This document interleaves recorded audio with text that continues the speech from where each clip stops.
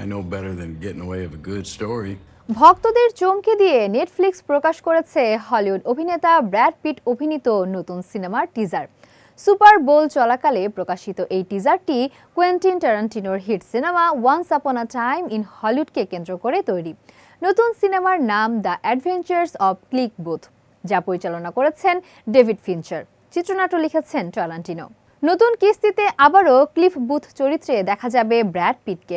1960-এর দশকের শেষ ভাগের পটভূমিতে নির্মিত টিজারে রেট্রো সুরের আবহে বুথের নানা মুহূর্ত তুলে ধরা হয়েছে। কখনো তাকে বারে নিশ্চিন্ত সময় কাটাতে দেখা যায়, আবার কখনো ফিল্ম সেটের পাশ দিয়ে হেঁটে যেতে, আবার কখনো কাদামাখা রেসট্র্যাকে গাড়ি ছুটতে। টিজারের এক পর্যায়ে ক্লিফ বুথের সঙ্গে পরিচয় হয় এলিজাবেথ ডেবিকি ও ইয়াহিয়া আব্দুল মাতিন অভিনীত দুই চরিত্রের।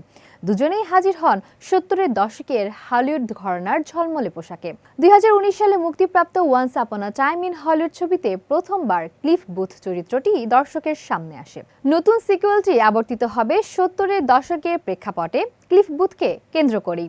ধারণা করা হচ্ছে লিওনার্দো ডি ক্যাপ্রিও অভিনীত রিক ডাল্টন চরিত্রটি এবার থাকছে না।